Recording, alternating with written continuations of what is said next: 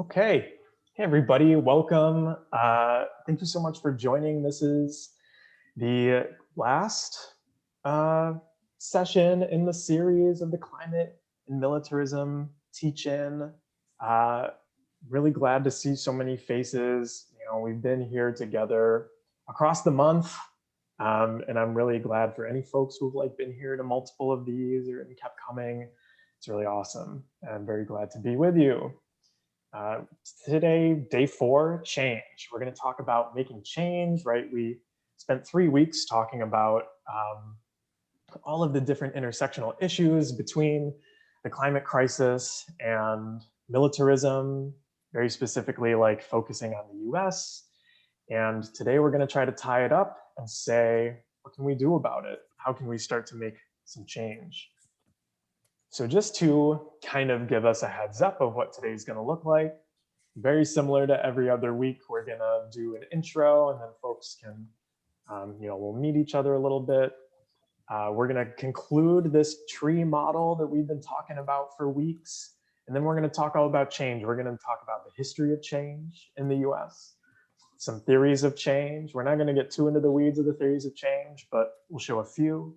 Then we'll really start to think, okay, given climate and militarism and all these theories of change we talked about, what do we really need? What would be the best thing that we think is a good prescription for what we're looking at? Then we're going to talk about stories, contagious stories. It's a little mysterious, but we'll talk about what that means. And then end with doing some visioning. We'll envision what a better future may look like. And then we'll wrap up. We'll go on with our days, or nights or afternoons, depending on time zones. So as always, I'll quickly intro myself. I'm sure a lot of you know me by now, but my name is Nick. I use he, him pronouns. My day gig is that I'm a PhD student at Tufts. I study computer science and cognitive science, specifically researching COVID misinformation and modeling belief spread through networks. We're actually going to talk about my research a little bit today, which is kind of exciting. It actually ties in. Also involved with Sunrise Movement for a couple of years, been organizing with them. Another group in Massachusetts Peace Action and their Peace and Climate Working Group. And getting involved with a new youth-led anti-militarism group called Dissenters, who is organizing on college campuses to do stuff like get cops off of campus, divest from the military-industrial complex, and stuff like this. But beyond just the groups I'm a part of, I'm here because I care about our planet. That's the first stuff that got me into organizing, this existential threat that we face. I wanted to do something about that. I really care about people, and hopefully you folks who have been here a couple of weeks have seen that I have a real philosophy around we need to be all about each other to do this organizing type of stuff. It's not enough to just be intellectual and thinking about the policies and stuff. And I'm here because I want to help build a safe world, because I know we can. I know we have everything we need. This is something I learned from Dissenters. They have that saying, we have what we need, which I really like. So I'd love to hear who all is here. I know you all have been dropping names in the chat already. So feel free to, echo it out again if you want to drop your name and pronouns that you prefer and say why you're here in the chat. It'll be great to see who's in the room. So keep doing that while I continue so we can kind of get through this stuff quickly at the top. This type of stuff is stuff you've all seen in the past weeks. These teacher requests are things I ask of you when we're all over Zoom in this group that I think are nice. So I ask that you be present. So remove distractions, maybe get rid of your phone, put it in a drawer or something. Feel free to get a beverage, right? Some water, tea, anything that makes you comfy. Note-taking supplies, always helpful, even though these are recorded. And feel free to center yourself, right? This change work can be really exciting. And, maybe we can be centered before we get excited today. The last weeks were kind of depressing, but this week can be very exciting. But it's always good to start from a place of being centered. I ask that you participate healthily.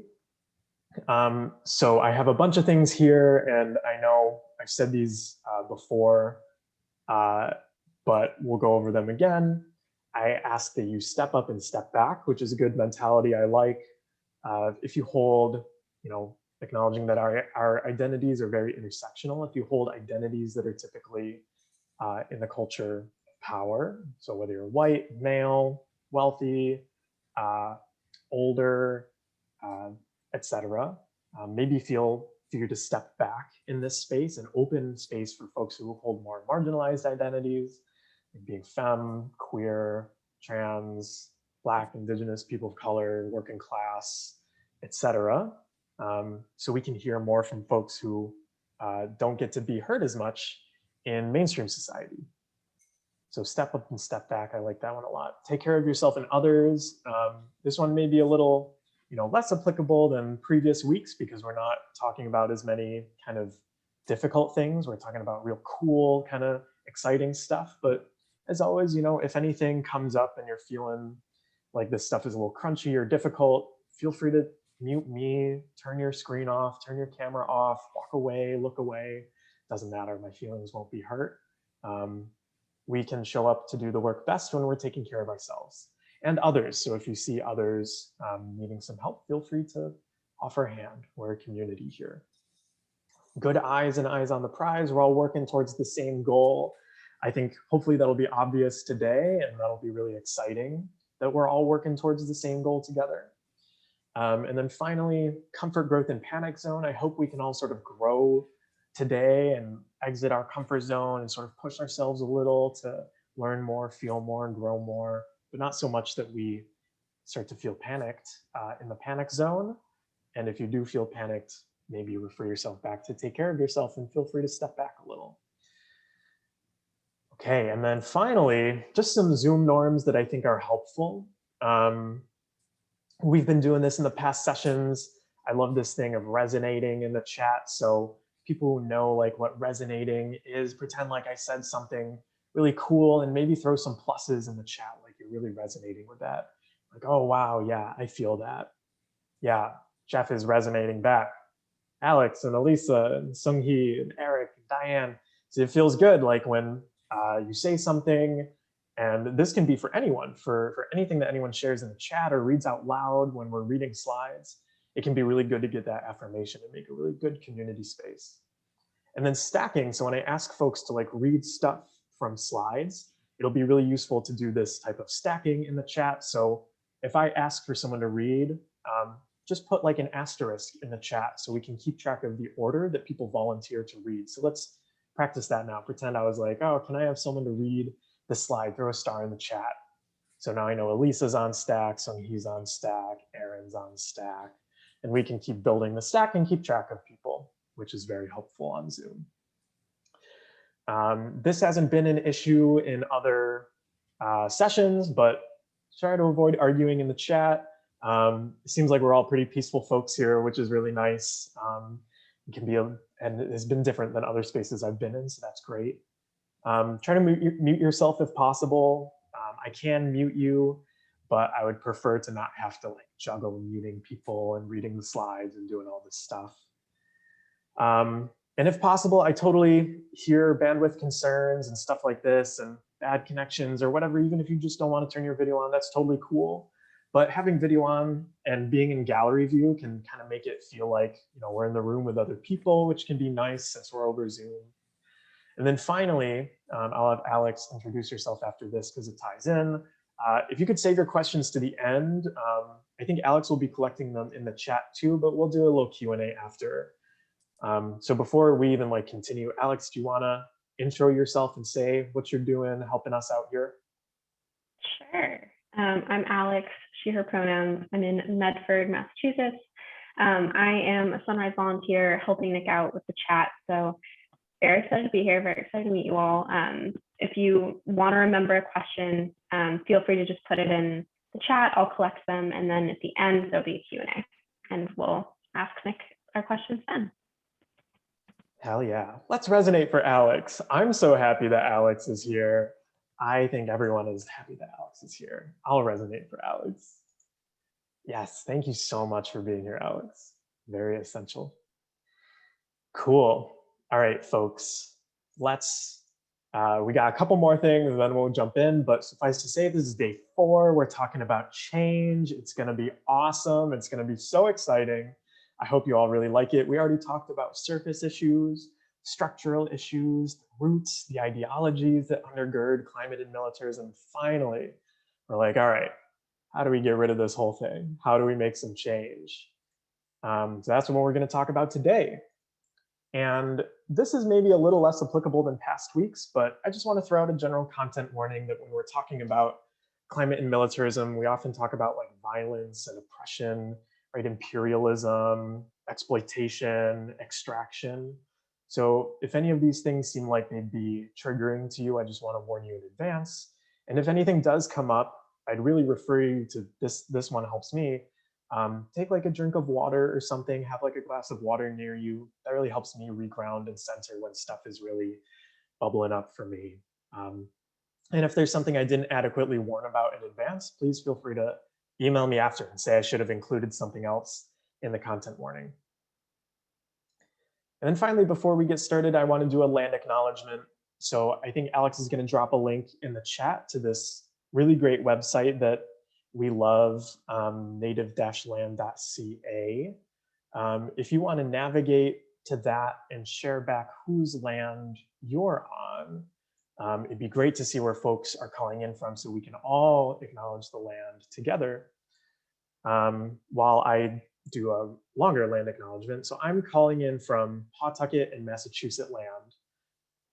And today, the way I want to acknowledge the land is by uplifting, since we're talking about change, I want to uplift the struggle that Indigenous people in the US, but also all over the world, have been fighting against all the issues we've talked about. Right? Indigenous cultures have throughout history always been the target of extractive and militaristic violence. Right? When we talked about the earliest history of US colonialism, they've always been extracted from for big business, right? Forced off their land for market expansion, right? And then systematically repressed using militarized force when they fight back. And when we're fighting back, right, against these systems, we should remember that people have been fighting back for a long time. We stand on the shoulders of giants.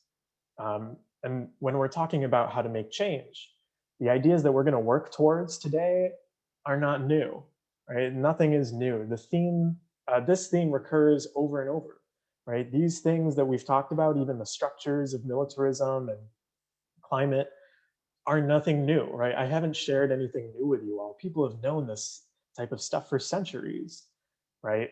So for folks who resonate with what I'm saying today, I'd encourage you to look into, because this work is so applicable, I'd encourage you to look into local Indigenous organizations that are trying to make change in your communities. Right, in Boston, a couple that I know of, and I can stand to know way more and work with way more. I know of NICOB, the North American Indian Center of Boston, who do great work in the community. They're like a cultural center and a change-making center, really incredible stuff. And we're going to talk about the Aini Institute a lot today, who is sort of a movement, advisory, I guess, or working with institute that have incubated a lot of social movements, and they draw on the wisdom of Indigenous culture from their respective backgrounds. And they really, those two organizations really embody what we're going to talk about today. So I encourage you folks to get involved and look up and know Indigenous organizations and communities around you who are doing this work, because none of it's new. People have been doing this for a long time. So that's how I wanted to acknowledge the land today. Thank you for sharing back in the chat. And we're going to begin by wrapping up this tree model that we've been talking about for 4 weeks now. I still think it's a great metaphor, right? When we've been talking about climate and militarism, we've been helped out by thinking of it as a tree, right? Because it's so complicated. There are a lot of moving parts in the system of extraction and exploitation and imperialism and enforcement through violence, that it's been helpful for us to think of, like, on the tree, right? We see the surface issues as the leaves. We see the structural issues as the trunk and the branches which hold up the leaves and feed nutrients into them, right? And the tree has deep roots, which are the roots of our own culture and ideology that really have like made the tree hard to yank, no one's yanking this tree out of the earth by themselves. And then we also, in the first session, touched on even beyond the tree, right? There are the conditions that allow the tree to even survive or would lead to its demise, right? The amount of sunlight, the soil pH, the water, the amount of rainfall, all of these things. So thus far, we've built out our tree like this, right? The first week, we talked about the leaf surface issues, right? Conflict, emissions, pollution, environmental justice, migration, the budget. Then week 2, we talked about the structures, right? This long history of US imperialism, right? The propaganda culture, the jobs guarantee, right? The military preying on financially vulnerable people for recruitment and young people. And we talked about the military industrial complex, how it pervades so many aspects of our society, and then asked if we should green the military or abolish it. We had a great discussion afterwards about that. And then in the third week, we dove even deeper, right? We talked about and felt the roots of racism and white supremacy that hold this tree up, and patriarchy, and violence, and capitalism, and extraction. So suffice to say, we've built out a very complex picture of how all of these things work together. And today we're going to talk about, the sun and clouds icon and the water icon that I put in this diagram. We're going to talk about the conditions and see how we can change what we're going to call the political weather to influence. And I took that from the Ine Institute, so I didn't come up with that, but change the political weather to start to change this structure.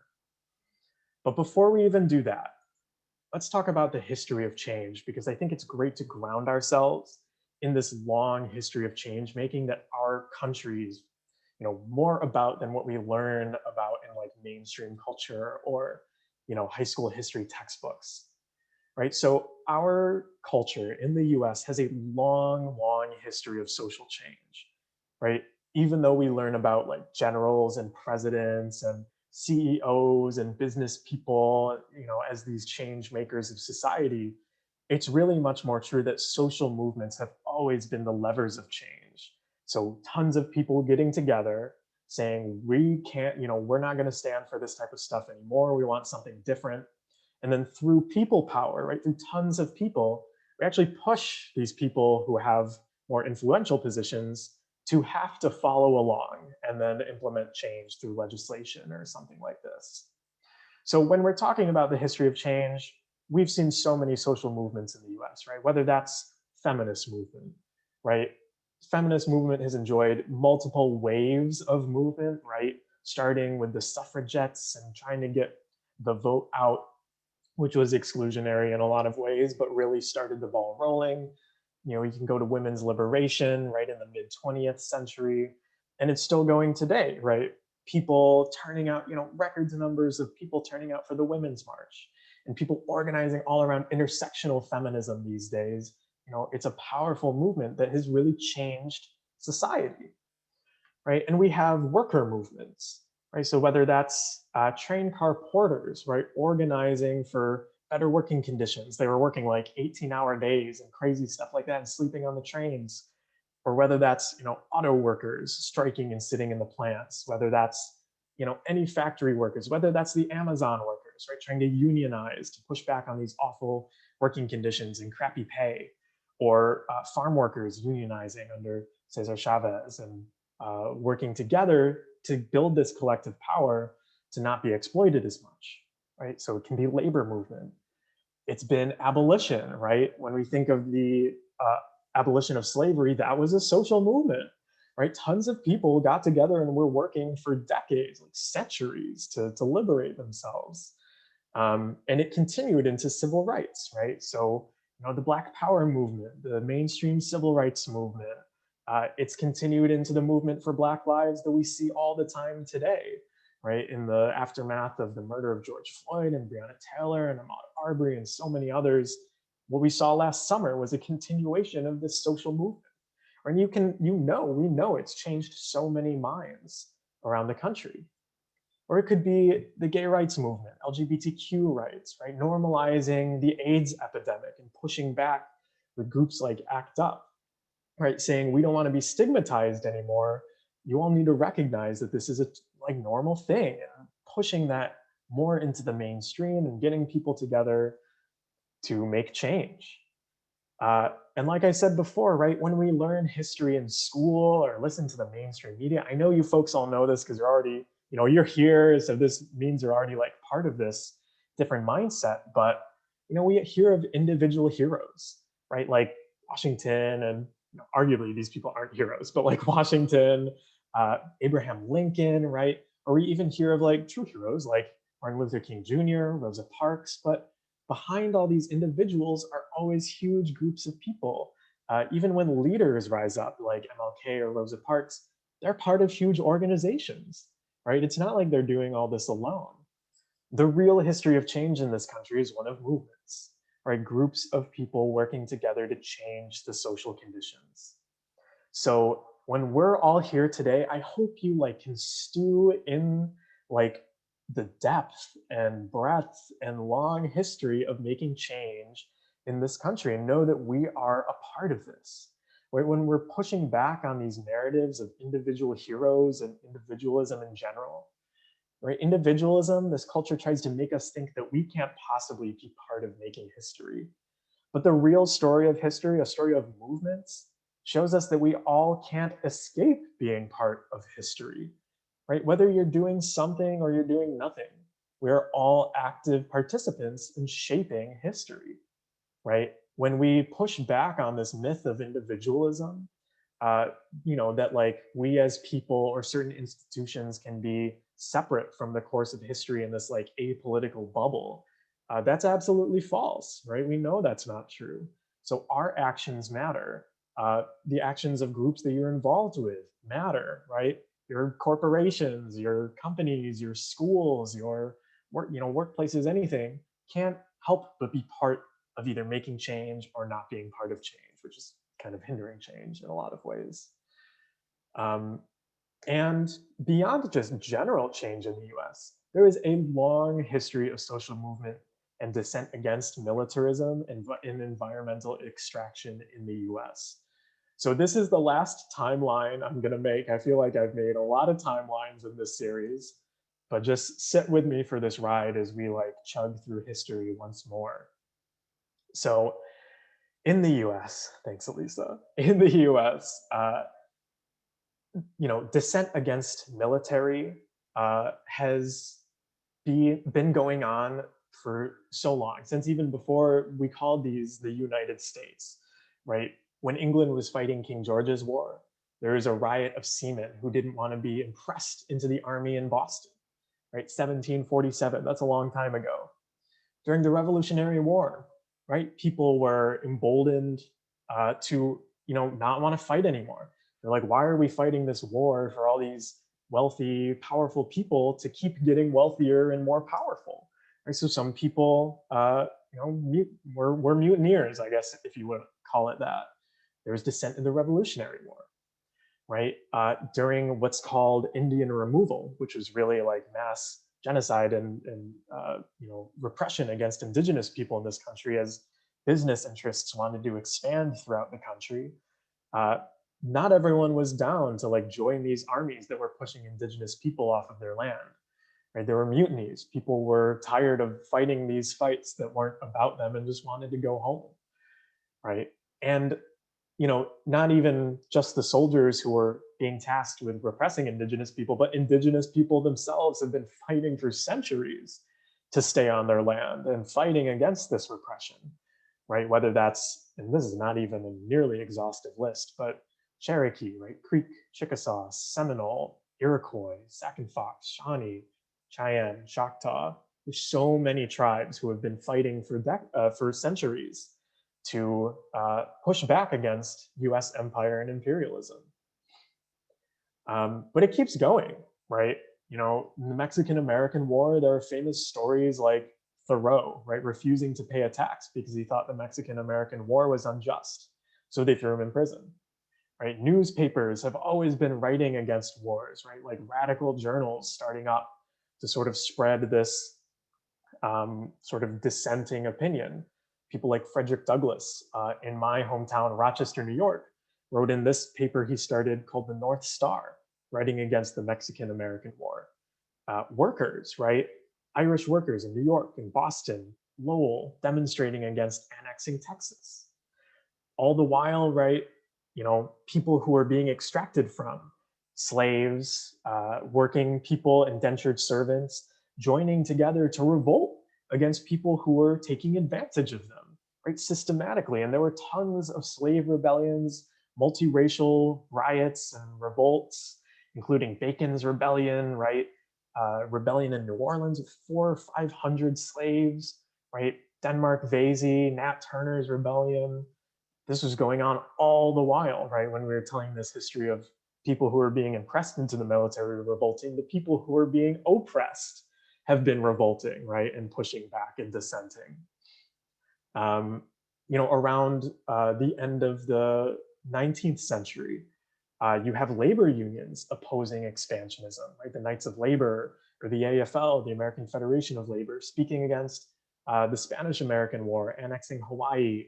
You have like socialist newspapers condemning these wars as capitalist encroachment. You have groups like the Anti-Imperialist League forming and carrying out public education campaigns against imperialism and the horrors of, at that time, the war in the Philippines, trying to annex the Philippines, which is an awful war. Not that any of them are not awful. That one was especially awful. And it kept going into the next century, right? Around World War I, people were protesting the war, right? This one is inspiring to me. I'll just read the quote. That the day after Congress declared the First World War, the Socialist Party met in an emergency convention in St. Louis, called the declaration a crime against the people of the US.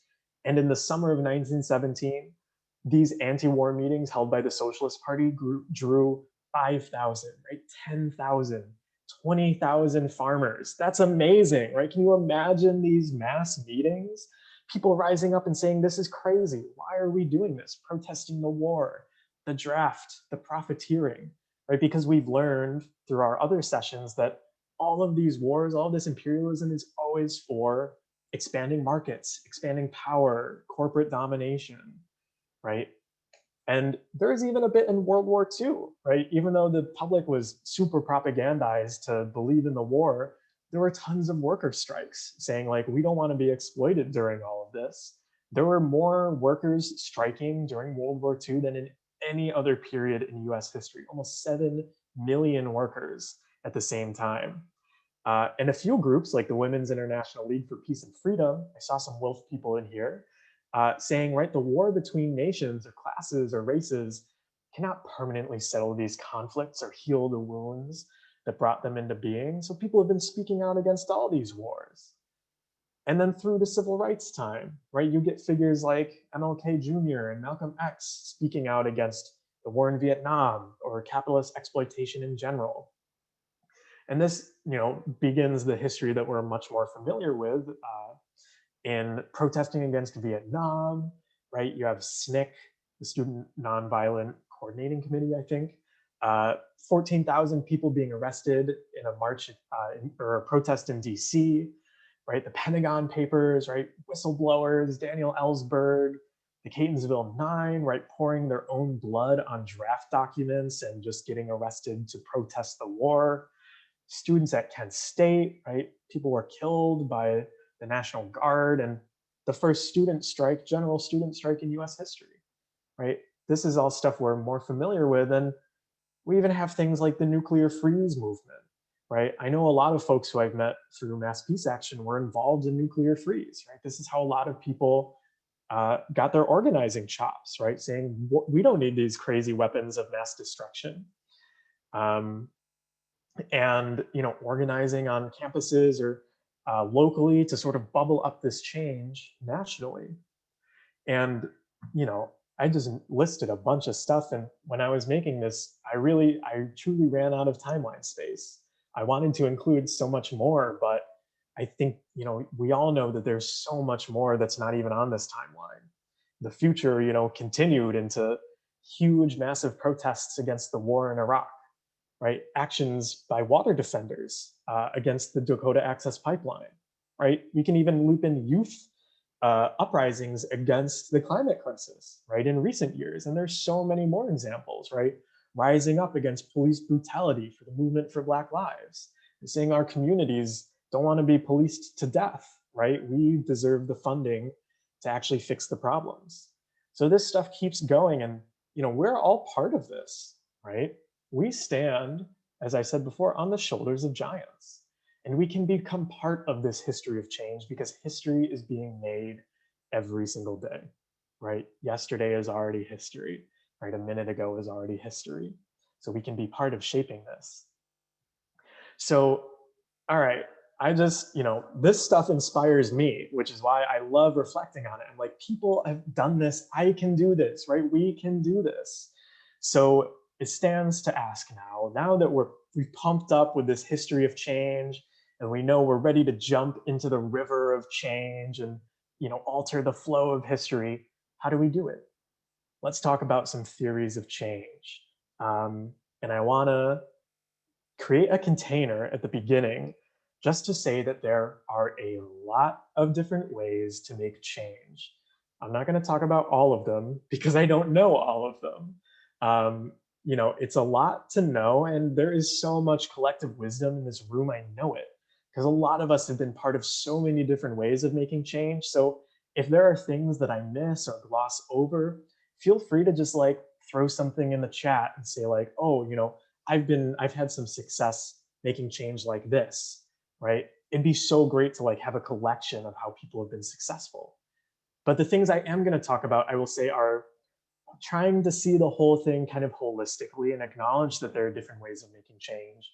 And then I'll talk about some ones that I've been a part of that I think are particularly effective in these times. Not to say that they wouldn't have been effective always, or that people weren't doing them before. So first off, there's an idea that I love, and I'm drawing heavily from the INE Institute, which is a group in Boston that I mentioned earlier, who does movement work and incubating and movement coaching and how to make change and all this type of stuff. They have this idea called movement ecology that I really like. So, we've been using this tree metaphor, this tree model. Think of a whole ecology, right? Ecosystems are so diverse, right? They exist and they're stronger because of the diversity. So this is a quote from INE, right? Ecology shows us that diversity and mutualism, rather than monoculture and antagonism, are the conditions for strength and survival. So they're saying that because there are so many different ways of making change, we should embrace all of them and know that we need different folks to be doing different things, right? We all shouldn't be working the same way. That doesn't make sense. We're stronger because of our diversity and because we can work together mutually. And in their movement ecology framework, INE breaks it down into three main categories of how to make change that I think resonate with me a lot. One, personal transformation, right? So when we're thinking of raising our own consciousness, right? Getting educated, maybe changing our lifestyle, getting organized, right?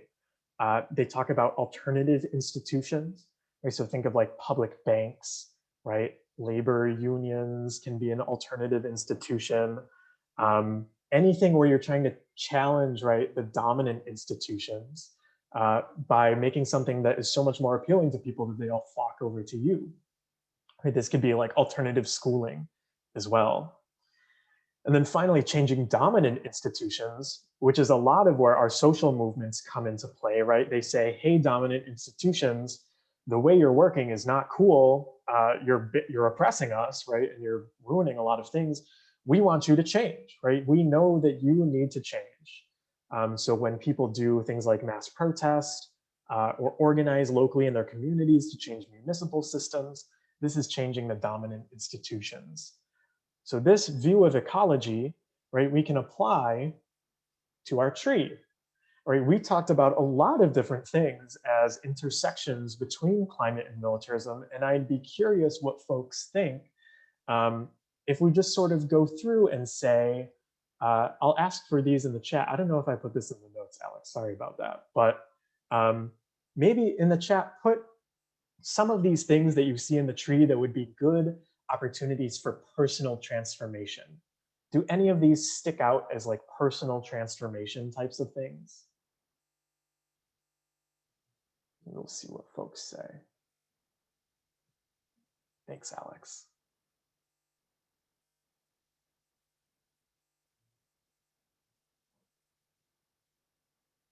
All right, they're rolling in. Meditating about where do the things we use every day come from? Yeah, that's totally a personal transformation. White supremacy culture, yeah, reflecting on those roots that we talked about last week. I love that. Yeah, I think generally the roots are great opportunities for individual transformation. Educating yourself about recognizing different propaganda. I'm so with you, Jared. Yeah, Seabrook, not entirely sure what that refers to, Ruby, but I trust you. Raising your consciousness. Yeah, absolutely. So these types of things, right? Some of these issues at the bottom are all part of what we can do as personal transformation. Now I'll ask you, what parts of the tree do you see as things that could be addressed by alternative institutions, right? Which parts might be challenged by alternative institutions?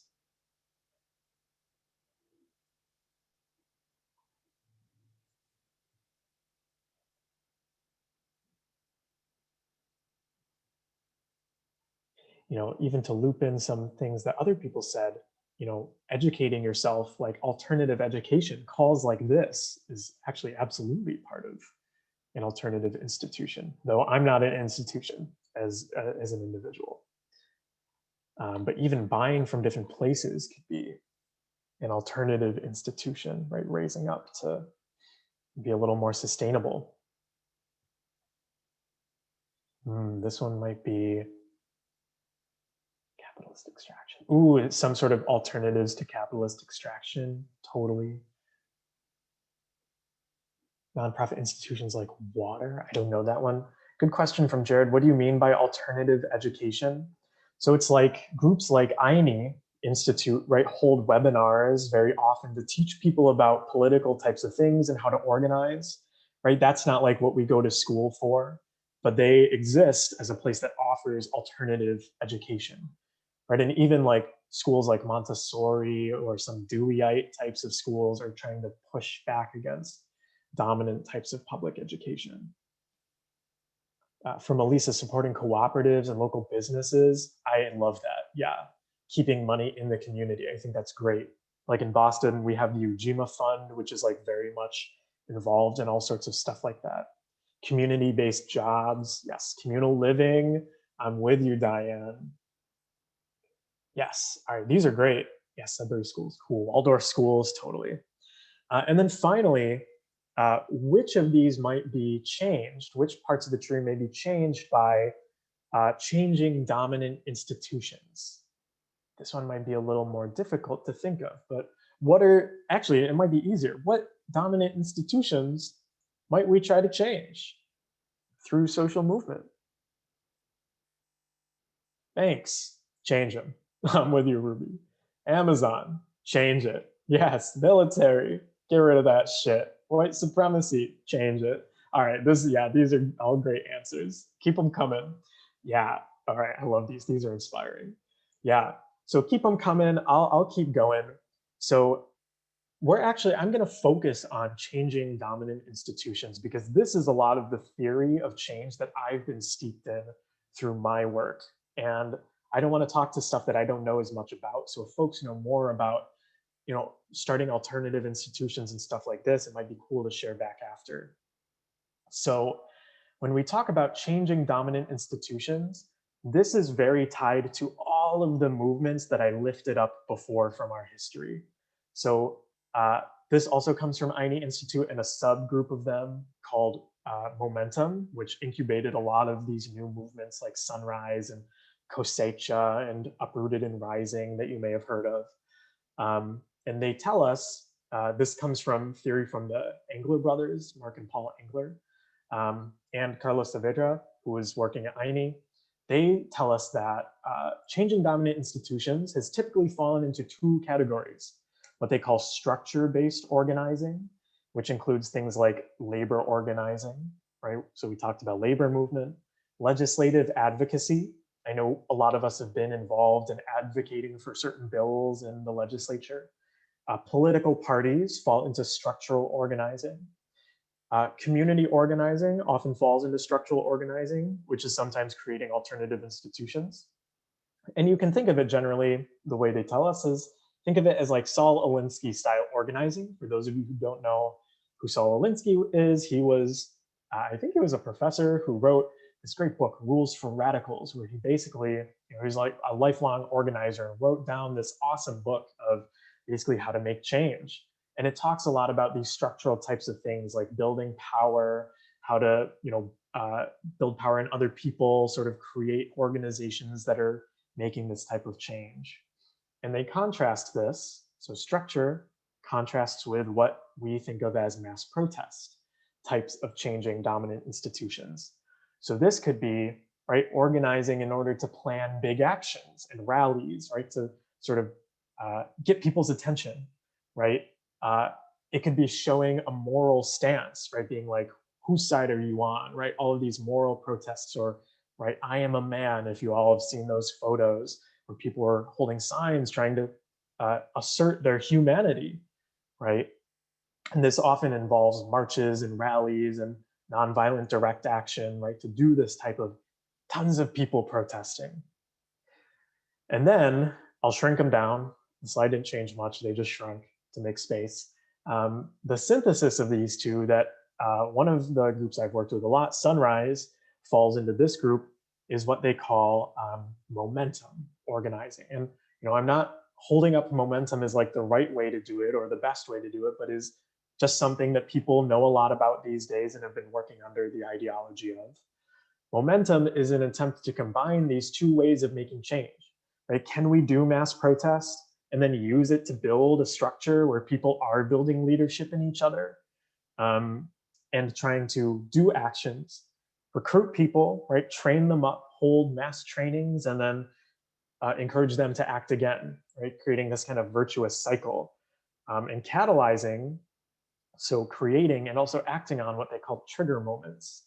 So throughout history, there have been analyses done by the people who came up with momentum and stuff, saying that often the dominant mentalities in culture have changed after these moments where something that got everyone's attention happened, right? So whether that's in recent years, right, the IPCC report in 2018 saying like our world has to be like, our society have to undergo radical transformation to avoid climate catastrophe, was kind of a trigger moment, right? Or the murder of George Floyd was a trigger moment, right? To create this, what they call a moment of the whirlwind, when everyone is looking to get involved and say, oh my gosh, our society is really messed up, what can we do?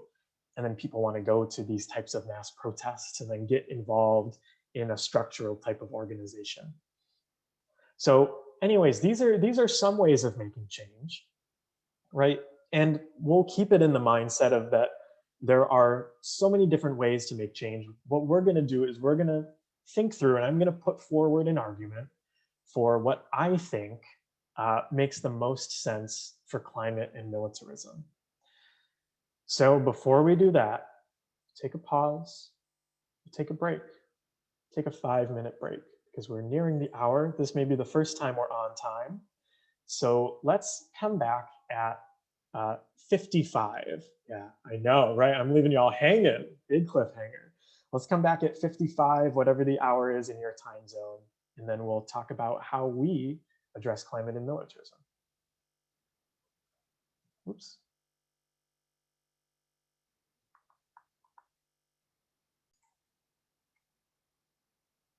Okay, welcome back, folks. I hope you all had a great break. I got some water. I don't know what you all did with your break, but I'm very grateful for this water now. I see Alex went outside. That's a great way to spend your break as well. Yeah. Okay, so we left it off, right? We had this, ooh, that's a great way to spend your break too, by Jared. So we left off with this cliffhanger, right? We're like, we talked about all these different ways to make change, right? Structural organizing, mass protest organizing, right? Momentum organizing. We talked about all the things that were under those categories and saying, we know there's so many different ways to tackle making change and that they're all great, right? Remembering a movement ecology. Let's talk about which one makes most sense, in my opinion, for climate and militarism. And then we took our break. So let's stop hanging on that cliff. I guess we climb back up at this point, or we fall. We'll see which one happens. So let's talk about what we need. And I just want to bracket this by saying, this is my analysis. I'm not an expert, right? But I think that I've thought about this for a good amount of time, and I hope you find my analysis useful. But maybe after the conclusion of this, we can hear from other folks, because everyone has great knowledge in this room and tons of experience and wisdom that I totally don't want to overlook as well. So we can collab afterwards to figure out, hey, what other things do we need?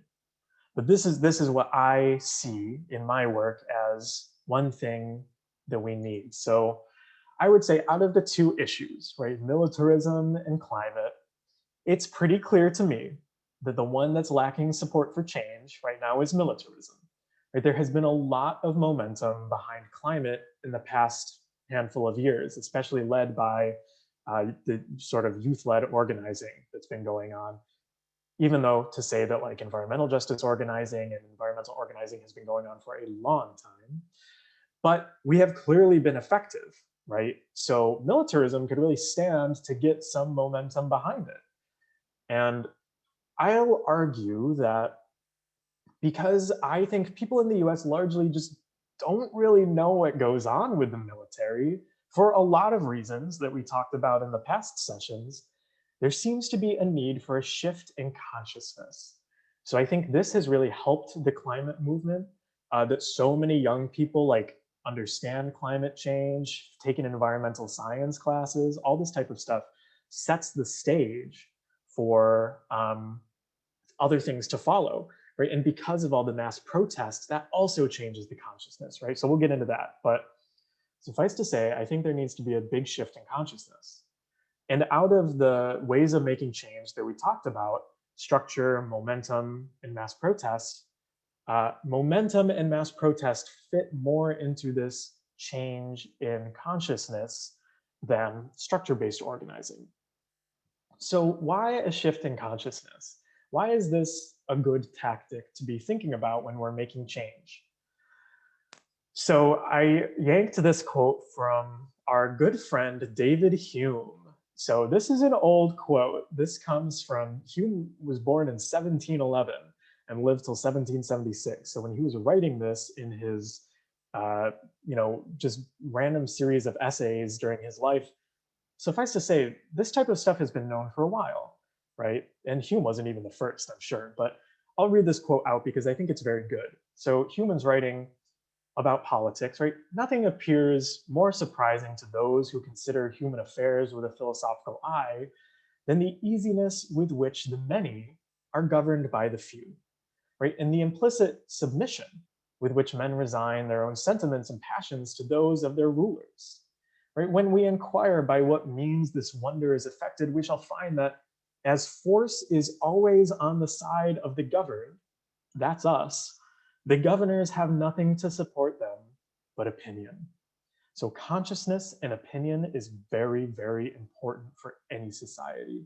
And we talked about that a couple of weeks ago when we were talking about the propaganda system that supports the whole military and climate apparatus, right? Getting people to buy into all this gnarly stuff that people are doing. So if you remember these folks, we talked about them a couple of weeks ago. They kind of, I wouldn't want to, he's not a guy that I would probably want to be friends with on the right. He looks kind of boring to me.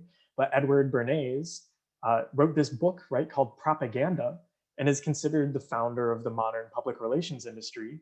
He understood that people's consciousness is very important and that public opinion is very important if the people in power want people to buy into what they're doing, right? And then the two people on the left, right, Noam Chomsky on the far left and Ed Herman in the middle, wrote this book, right, called Manufacturing Consent, showing that in the US, this mass media culture that we live in systematically buys the consent of everybody else to get people to basically do what they want, right? But when you think about it, when people are all aligned, and if consciousness really shifts in these types of trigger moments, like we talked about, like just think of George Floyd's murder, right? The whole uprising for Black Lives shifted so much consciousness.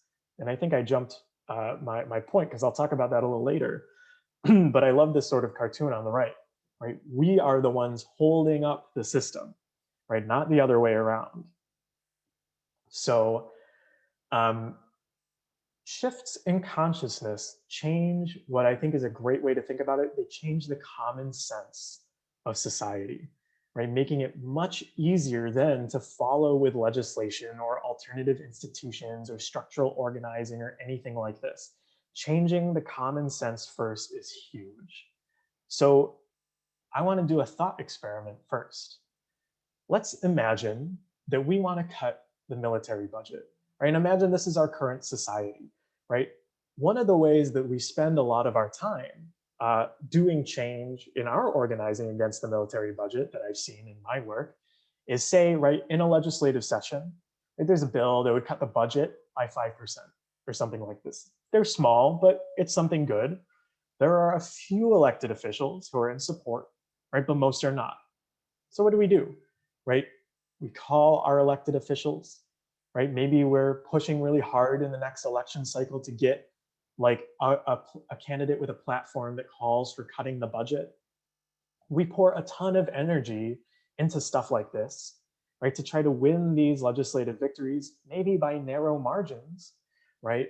And then, even if these bills pass, right, by a narrow margin, what's to say it wouldn't just get overturned in the next session, right? If it was really just like a 50-50 type of split, even think about it like Biden getting elected, right?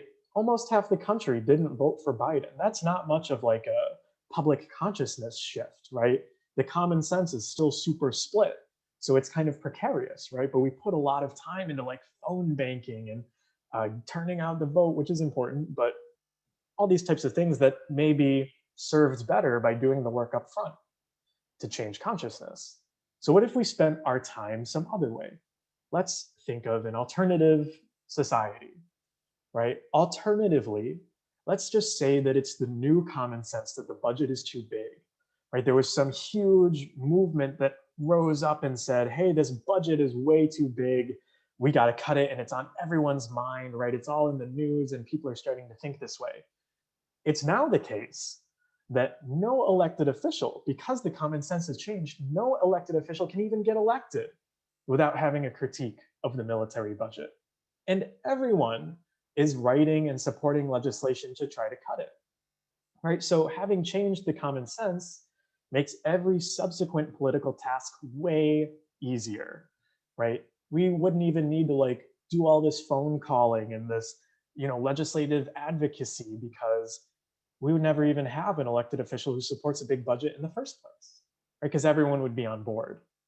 So changing the common sense involves changing the minds of what we call normal people. So people like you and me. And I totally resonate with Ari. That's a great point. So the movements that we talked about in the history section, right? People coming together, social movements saying, hey, let's like change the way we think about this stuff, change the common sense. This is how social movements have made change throughout history. And this is what the Einie Institute refers to as changing the political weather.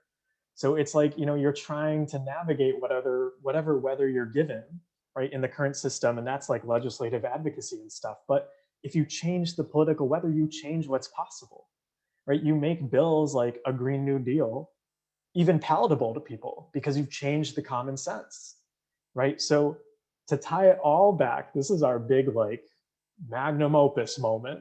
So get ready, buckle in. With this big diagram that we've made, changing the political weather means addressing the conditions that may lead to the thriving of this tree or the withering of this tree, right? Let's change the political weather, but we should say, what weather are we changing? Wither that tree. What weather are we changing? So I want to put forward, this is not comprehensive at all, but two things that I think are really important for us to consider that are the conditions under which these roots were even allowed to take hold, that the trunk was able to grow thick in, and all these leaves manifest as a result, is the fact that our culture is deeply entrenched in uh, feelings of felt or real scarcity, right? Tremendous inequality, or having internalized a sense of scarcity, and a huge culture of paranoia and fear. There are actually academic studies that have shown that the US is one of the most paranoid nations in the world.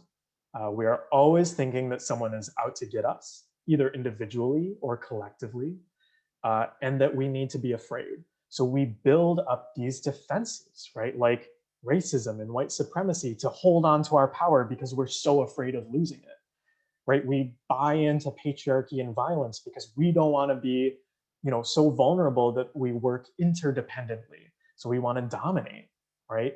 Capitalist extraction is all about we can never have enough, right? Even though we probably already do, right? But this mentality of permanent growth is so baked into our culture, right? And then you get things like, yeah, a whole propaganda system that manufactures the consent of people to be afraid, so then we can go to crazy wars, right? And then pump up the military industrial complex, right?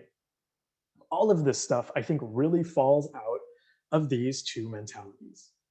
So the way I want to argue that we should change these is with recognizing, and I've said it, this was sneaky. I didn't plan this, but it really came back as like a big epiphany to me. I've been saying it every single time at the start of these teaching sessions. And I just want you all to I know I've been talking really fast and rapidly, but just feel this for a moment. We have what we need, whether that's safety, resources, plans, people. We have what we need. We don't need to feel paranoid. We don't need to feel afraid. It's totally understandable too. Our culture makes us feel this scarcity, but we don't need to because we have what we need.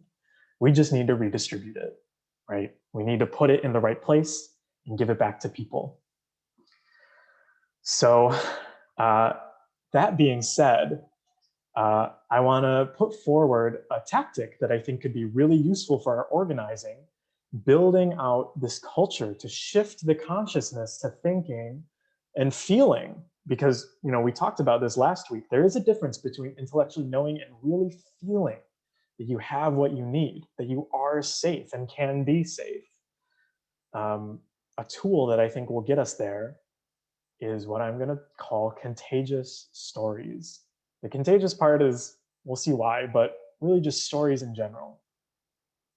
So how do we change the common sense, targeting the ideology of insecurity and fear? Well, I would like to do another experiment with you all. So buckle in.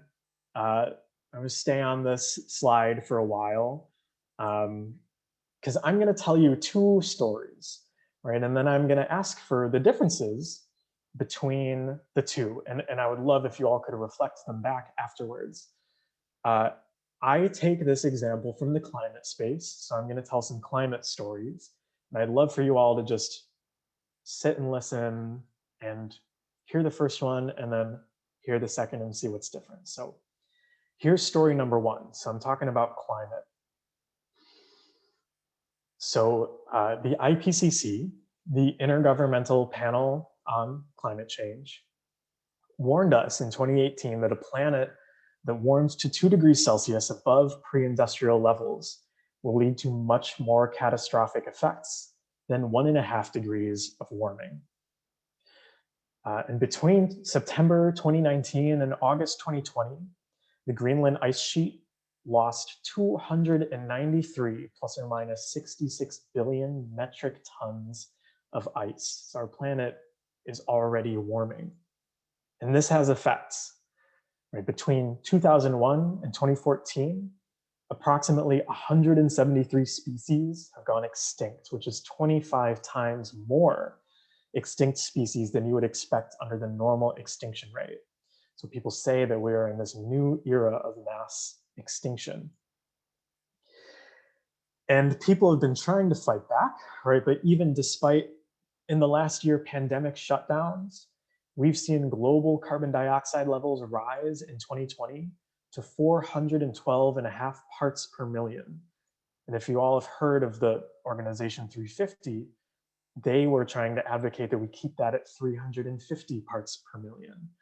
And we have way overblown that.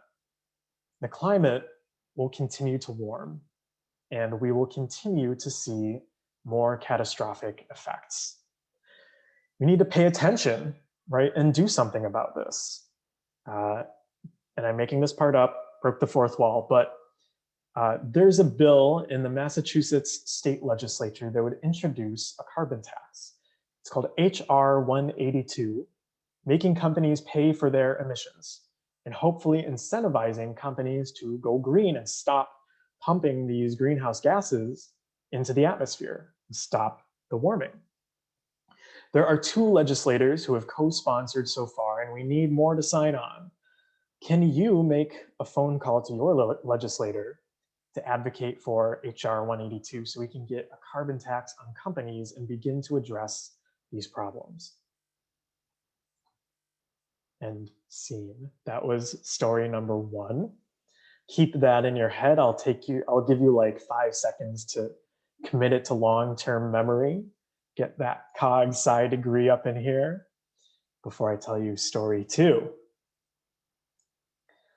Okay, here is story 2. Whew. All right. Hi, my name is Nick. When I first found out how scary the effects of the climate crisis were, things like food insecurity, conflict, extreme weather, I really didn't know what to do. All of these things, like leading to political instability, I feel it like in my chest. Like I feel my chest get tight when I think of what a future could be like.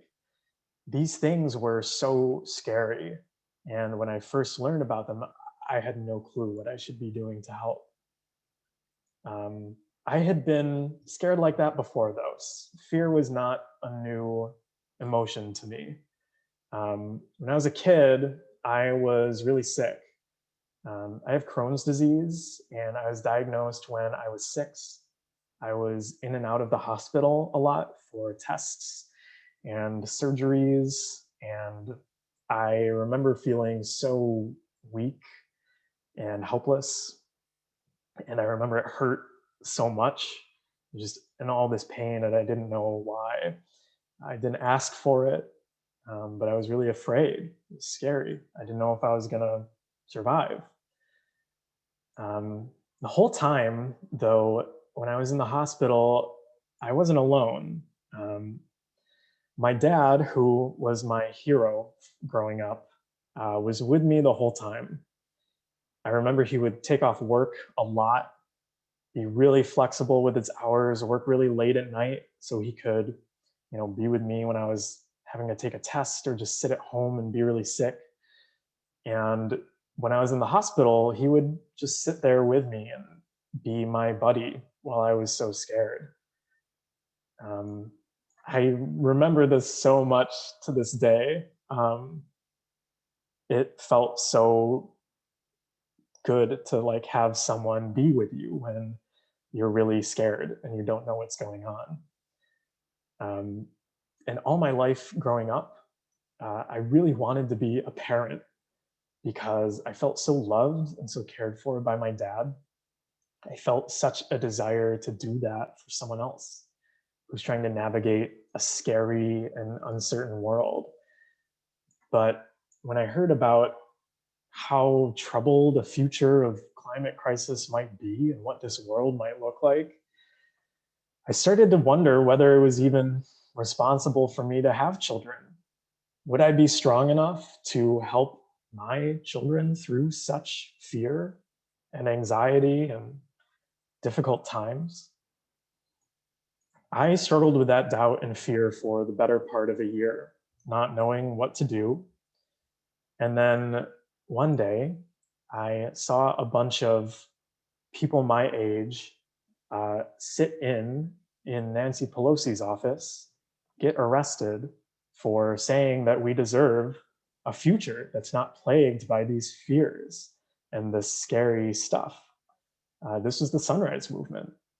When I joined Sunrise Movement, it was the first time that a group had intentionally made space to talk about this fear that I felt. I distinctly remember one of the first meetings I went to in Encuentro Cinco downtown in Boston. I remember the room was full, the chairs were all taken. I was leaning on a wall because there weren't enough seats in the small room. And I was talking to a total stranger whom I had been paired up with for some introductions, talking about the prompt, what does the climate, or how does the climate crisis scare you? And I basically spilled my guts to this person I didn't know because it felt so good to have someone hear me and also hear that they had the same fears as me. I didn't feel alone anymore. And throughout all my organizing, I started to realize later that that love that I had so desired to give to my future children, that safety and protection and sense of like, I'm here with you, that love that my dad showed me when I was scared could be brought to people who are scared about the climate crisis through organizing. Now, in the Sunrise Movement, right, we run campaigns to show other people that they're not alone in being scared and to push for political change so the crisis can be mitigated. And we all work together to build a future where our children and children's children would thrive rather than having to be scared. Scene. That was story 2. Thanks for listening to that one. The first story was not true, but the second one was true. Yeah, thanks folks. Appreciate the resonance. I'd love to hear what were the differences? What are the differences between these two stories?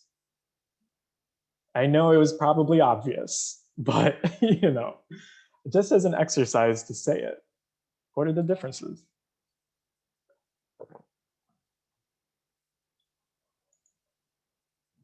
I like Elise's point. The first one was like, blah, blah, blah, blah. The second one was beautiful. Thank you. Emotional, personal story. Yeah. Scarcity and fear versus love and solidarity. Absolutely. Reached deep into the heart. Yeah. The personal element. Absolutely. So y'all are nailing it. Feel free to keep saying these things in the chat. Because these differences are significant, right? And you really feel the difference, right? So in the climate movement, really, you know, I don't want to say starting with Sunrise, but Sunrise really picked up on this as a way to organize. Telling our stories and just connecting person to person is a really good way of being really accessible in our organizing and leading people in and making it safe to change consciousness, right? To change the common sense. So, you know, the climate movement has often, an environmental movement, often been a lot of like statistics and figures and big numbers and scary things. But once we started telling our stories, right, we were able to gather in so many more folks that were like, oh my gosh, this is how I've been feeling the whole time. I'm so glad there's a group organizing around this. And it really started to change the common sense around the climate crisis, that there was even a crisis to begin with, right? It stopped a lot of like oh, are we going to debate like, is climate change real or not? No, because people were sharing their stories of how they were already impacted. That's good enough, right? That's real.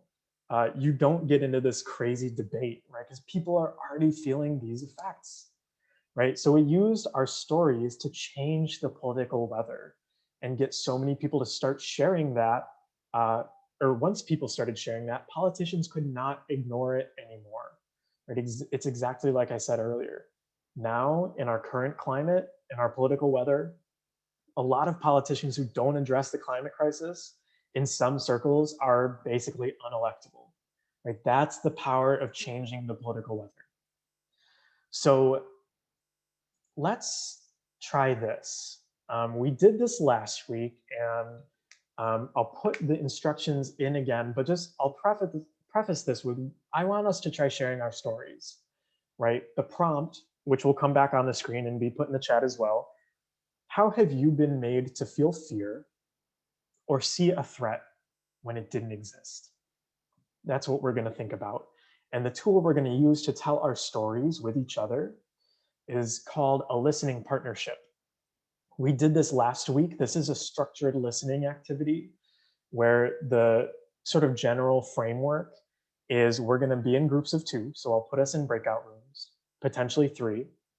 We're going to have a set amount of time, something like 3 minutes each. And once you're in your breakout room, you'll decide who's going to speak first and who's going to listen first. And the way the partnership works is someone's just going to speak for 3 minutes straight. And the other person, it's not their job to like say, oh my gosh, that reminds me of a time when, or say like, oh wow, yeah, like I blah, blah, blah, blah, blah. Just listen. You know, you can nod your head and smile and give warm attention. I kind of do these like mm-hms a lot, which I think is like nice resonance. But just listen for those 3 minutes, right, while someone is speaking. And then after the speaker finishes, the listener can thank them, offer them what we call a grounding question, so something to bring them back into the moment, like if you look out your window, what do you see? Or the prompt will come back. Don't worry, Pat. Or you know, if you touch your fingertips together, what does it feel like? I feel like that's a good one for us. And then you switch. So then the other person will speak for 3 minutes, and then the other person will just listen for 3 minutes.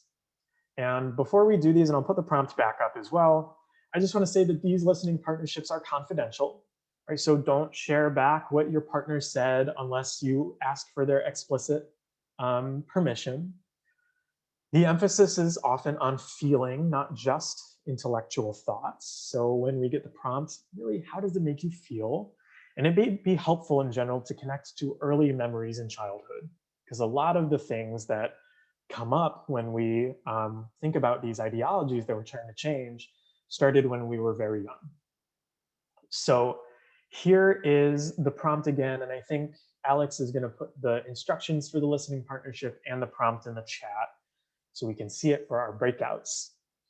But the prompt, I'll say it aloud once more.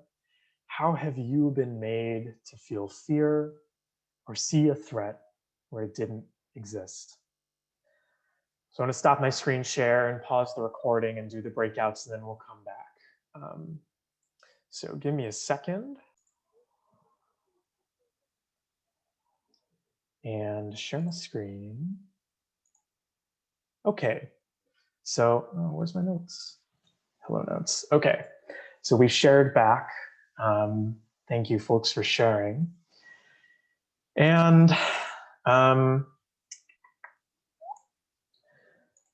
here are some other stories that I sort of thought of that we may be able to use in this type of organizing through telling stories about manufactured fear and stuff like this.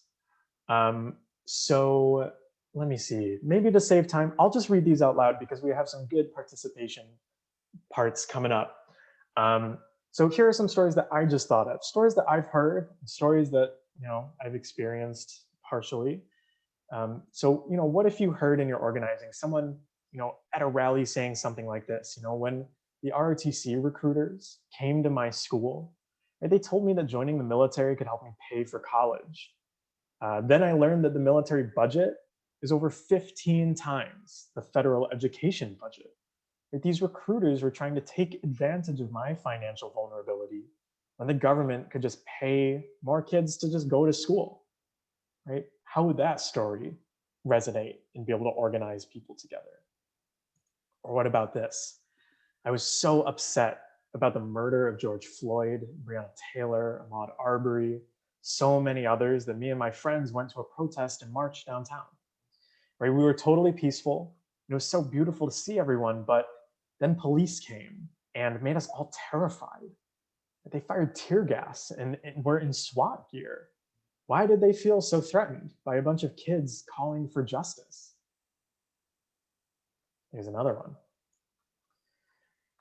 In the news all the time, right? I see stories saying that we should be afraid of Russia and China. What really scares me is the climate crisis. Shouldn't we be cooperating to face a global threat? It feels like we're heading for another Cold War.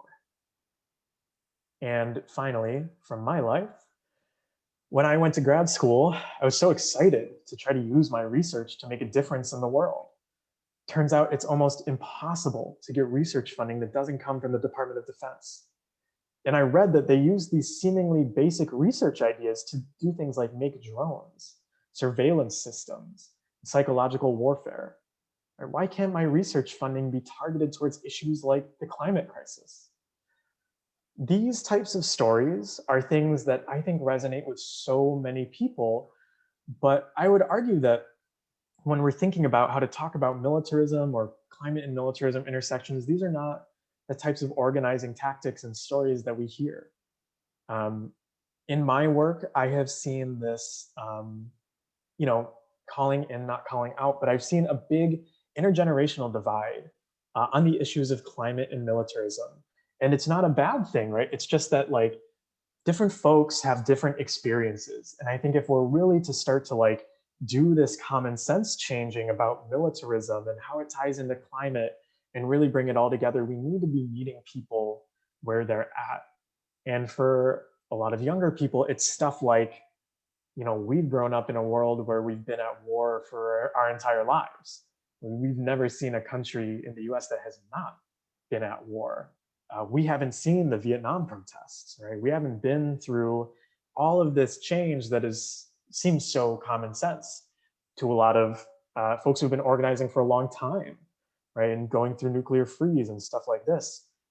And I think sharing our stories of what is actually happening to us in like day-to-day life is so powerful because it meets people where they're at. And I think those stories that I shared could really get a lot more young people to think about anti-militarism. Not that people aren't already thinking about it, because we'll talk about that in a second. But I just want to end this section by saying that sharing your story can be contagious. This is my area of research for my PhD in how beliefs spread through populations.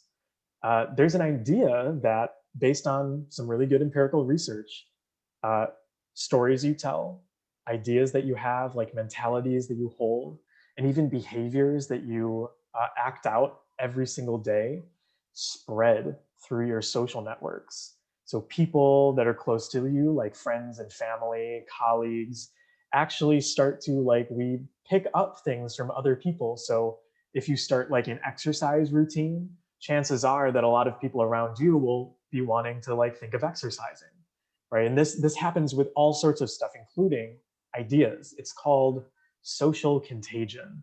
So it's this idea that if you're this yellow dot right in the middle, sorry, colorblind folks, I hope it works, but if you're this yellow dot in the middle, just by sharing your story, right, you can spread these ideas to the people who are your immediate connections, right? And if they share their stories, they can spread it to their immediate connections. And research in social network theory shows us that our societies are actually so much more tight-knit than we think. It's this idea of 6 degrees of separation. I don't know if anyone's heard of this, but there have been studies that show that you're really not that many people away from people who would think you have no influence on at all. But if you're sharing your stories and getting other people to share their stories, it's like the idea of going viral, basically, when we share stuff on Twitter and such. This is a great way to make change. And often there's this sub idea of social contagion, stories being contagious, that even if you have a holdout person, so say this person in dark orange, who just, they're so far in the other direction, it's so hard to share your story with them and make them think the way you're thinking. if you influence the people around them, chances are the social pressure kicks in and they actually just get on board. And their brain is like, no, they rationalize it and they say, oh, I've always thought this secretly, but now I'm on board. So we see stuff like the uprising last summer for the movement for Black Lives after George Floyd's murder. I have so many friends who had never really been into racial justice, and like I tried to talk to them about social issues and stuff, and they kind of nod their heads, but they don't really get it. But then after this story and this movement went viral, everyone I knew was like, oh my gosh, I'm reading this anti-racism book. Or like, oh, I'm like so into this racial justice stuff. And like having these critiques where it was hard to get them on board before, but then the social pressure of seeing everyone doing it and they don't want to be left out of their social group actually pulls them along.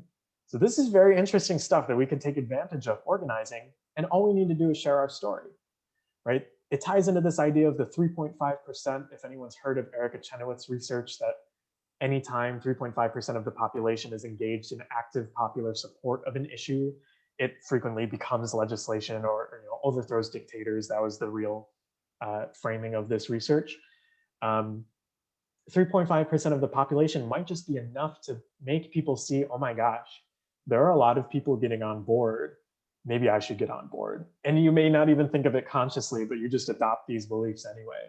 So it's very interesting stuff. And I just want to tie it up by saying, when we think about this potential social contagion, right, it relies on you, right? You sharing your story is the way that these things spread. Just by sharing your story, right, you can start to ripple this change out. But we have to not let our fears and our doubts get in the way, right? Being scared of sharing our story or feeling vulnerable. And if we feel like we have enough and we are enough as an individual, we can be a seed of change, right? That spreads comfort and a new vision through society. And it's a kind of final ironic twist on this idea of we have enough. We need to feel like we are enough. So when we share our stories, we can embrace that vulnerability, right? And really get into it and share with others. So I want to end by doing some visioning. And I said we would be on time, but lo and behold, my sense of planning is just atrocious. So let's get into some visioning of the future and pump ourselves up as we leave this space. So the climate movement has recently done an excellent job of envisioning what a better future would look like. We have things like a Green New Deal, right? So throw down in the chat, what are some like awesome visions of a future under a Green New Deal that you know about? Alex put it in better words. What do you see in a Green New Deal that envisions a better future? Yeah. Free housing. Yes, absolutely, Elise, I'm with you. What else? A true jobs guarantee. Yes, not this like military service bullshit we talked about before, but where workers are paid fairly and well and doing good work. Land back to indigenous people. Absolutely. Yes, what else? Maybe we'll get another ending factory farming. Bye, Kathy. We'll see you later. Yeah, okay, keep them coming in the chat. I want to like get these good vibes rolling.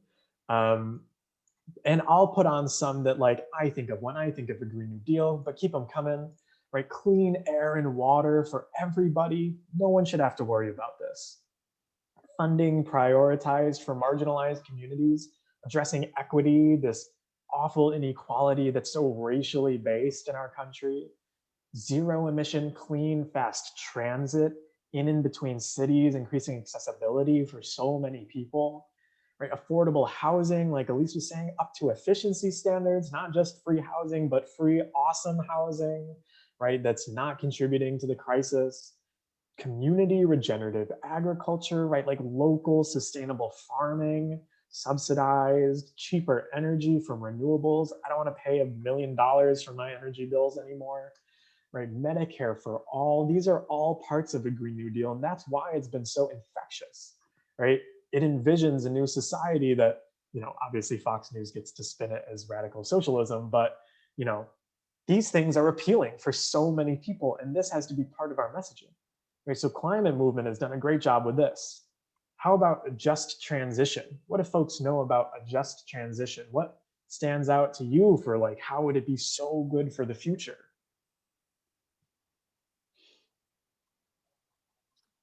I'm ready. These are inspiring me. I'm feeling life from these answers, like just scrolling back through them.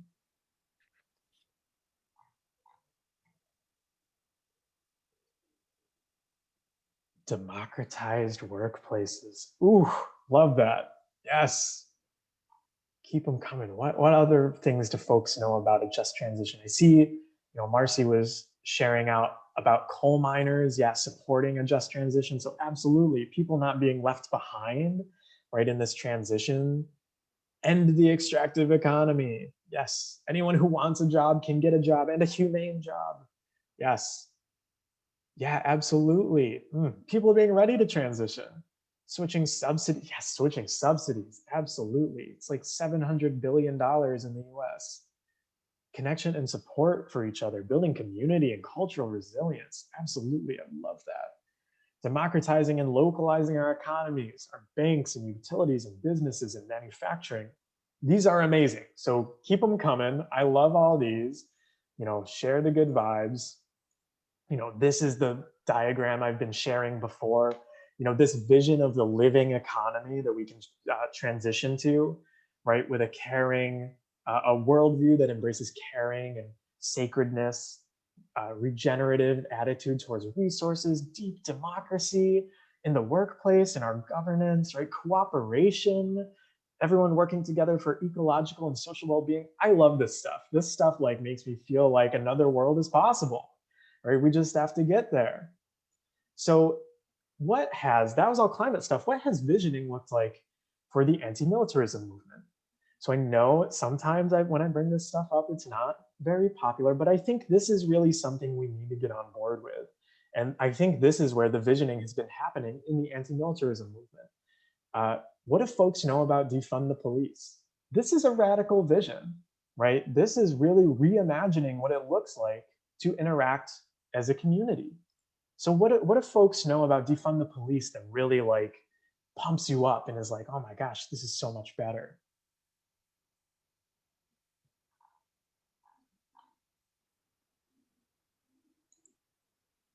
I'm ready for it. Defund the police makes me excited. Community-based conflict resolution. Yes, absolutely. I want that. Soldiers and sailors will need jobs. If we take them out of the military, that's more just transition, absolutely.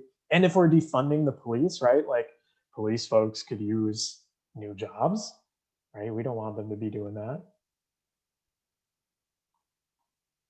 We're gonna talk about that controversialness. Don't worry about it.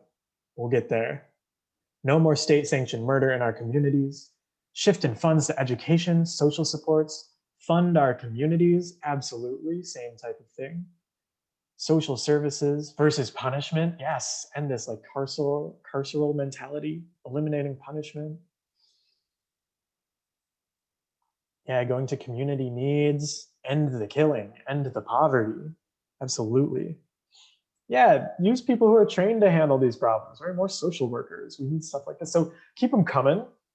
I'm totally behind all of those answers. These are the ones I thought of, right? We can reduce these enormous police budgets, right, that are often militarized through programs like the 1033 program. Abolishing prisons, right, the prison industrial complex. Get rid of that shit. Invest these funds back into education, right, and social services, like a ton of you were saying. Replacing these carceral mentalities with restorative justice, transformative justice, right? Participatory processes to see what communities actually need, right? And a sense of real safety. So this, I think, is such a motivating vision for all of the momentum that's gathering around anti-militarism. Because remember, militarism is not just about the military, but it's also about the police, right? It's all of these militarized ideologies that pervade all sorts of aspects of society. And when we talk about defund the police, right, it is exactly, I think Marcy said it, it becomes controversial, right? In the discourse, people are like, should we really be saying defund the police? You know, it's kind of like a negative thing. You know, what's going on with defund the police? Maybe we should use different words. And I just want to put out the argument that I think words do mean different things to different people, and words do make a difference. But what if we framed like some of the confusion and controversy around defund the police and the controversy that spills over into things like abolition into like this thing that we know from history as like racism being used as a wedge between our movements to divide and conquer, right? Maybe if we all got on board with the language of defund the police, which is being advocated by Black-led organizations, right, who are the people who disproportionately are experiencing the effects of the police and the prison industrial complex, maybe we could be building bridges and taking leadership from folks who, you know, we usually say but don't actually take leadership from. So, you know, I pulled a bunch of examples from the discourse, from the media, of like how people are kind of chatty about this. And, you know, this questioning about like, should we embrace defund the police? Remember those white supremacy characteristics we talked about? Trying to protect our sort of sense of superiority, our sense of supremacy. I think it's actually totally at play with this, right? Perfectionism. It's not the perfect set of words. We can find better words. Black organizations, your words aren't good enough. Sense of urgency, right? Like police reform, we need it right now. We can't wait for people to get behind defund the police, right? Defensiveness. These words make people uncomfortable. Like I feel uncomfortable. Maybe we're getting defensive, right? Objectivity.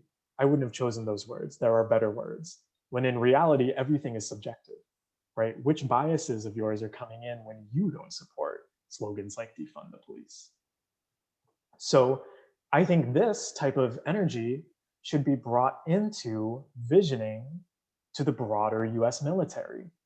So when folks think of a vision that contradicts the US militarized picture that we've painted in the past couple of weeks, and I know we're bumping up against time, throw in the chat, what are some things that you think of? How can we extend this visioning to the broader military?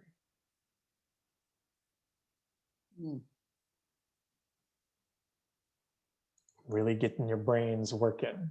I got my full teacher mode going on right now.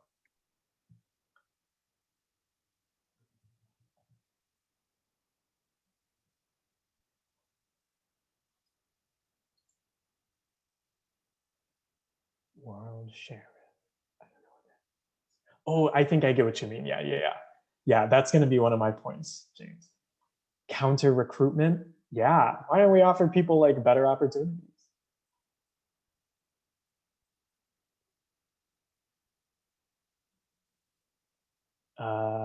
Demilitarization of the police.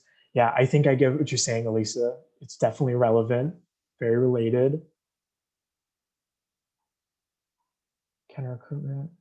International solidarity around core issues. Ooh, that's a good one, right? We shouldn't be competing, right? Maybe we can have cooperation. What we could use all that money for instead of force and weapons. Absolutely, Ian. Put soldiers back into previous areas. Yeah, that's like kind of like a restorative justice type of angle on like our global system of militarization. Yeah, so keep them coming. I know this one's more of a brain stretcher and we only got 1 minute left, but I just wanted to say, like, in this idea of we have what we need, right? Maybe we can vision by saying defund the global police. I don't want to get rid of all that money, right? No more wars for resources that we don't need, right? We already have enough. We have what we need, right? Abolish the military industrial complex, right? Fund a Green New Deal or a just transition, a jobs guarantee that actually helps communities, right? International cooperation, restorative justice for victims of war and colonization. So keep these in mind. I'll advocate for them. That'll be my hill to, you know, lay myself down on. But I just want to encourage you to be bold, dream big. Our movement could really stand for some bold visioning at this point, and I think it'll be really infectious when we're sharing our stories about our vision. So I know it's 3, I'll wrap up really quick, just wrapping up. What did we talk about today? We talked about a history of change, right? The social movements have always driven change, not individuals. We stand on the shoulders of a long line of anti-militarists and climate defenders. We talked about some theories of change, many different ways to make change, having a movement ecology. Changing dominant institutions can take many forms, right? We talked about that. We said, what do we need, right? What does this movement need? There's a bunch of bullet points here and I won't read them all, but saying we need a consciousness shift, right? People in power know how important that is, and mass movements can change the political weather. And I argue that we should replace these mentalities of scarcity and stuff with we have what we need. We can do this work by telling our stories because they're much more effective than facts. They can bridge these intergenerational divides, and these stories are contagious, empowering others. And then finally, we did some visioning, right? The climate movement has put forward powerful visions. Anti-militarist visions exist in defund the police, but sometimes we get divided by these wedges. Right? And we can envision an anti-militarist just future that combines the two. Right? And that's our work for this moment. So throughout the entire series, we laid out a very complex picture of the interconnections between climate and militarism at the surface, the structure, the roots. Understanding these interconnections helps our work in both spaces, and each is partial without the other. We need both. We can and should move forward to make change, keeping these intersections in mind. We have an opportunity to change a centuries-long narrative of scarcity and fear into something better, recognizing that we have what we need.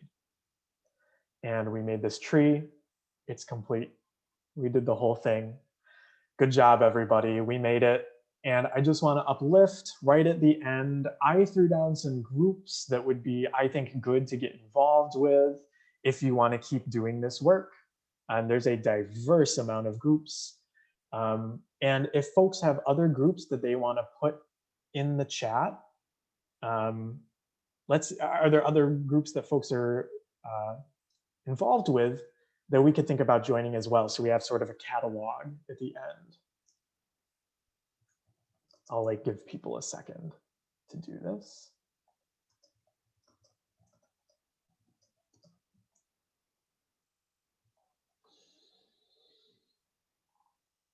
Oh my gosh, do we not work with groups? Wilf, yes. So happy to have you here, Eileen. Yeah, mutual aid. Okay, I'm not going to read them out because we're going to have a bajillion of them. I'm so glad to see these groups that folks are involved with. It's so good. So good. So keep them coming. These will be saved in the chat. So if you view the Zoom meeting recorded, you can see all of these. And we can take cues from each other and learn from our collective wisdom. I talked at you for a handful of hours this month, but let's talk more with each other. I know you all have great ideas. So last slide forever. Thank you so much, everybody. I really appreciate you all being here. And sorry for going a little over time today. I'm going to stop the recording now, and then we can have a little discussion after.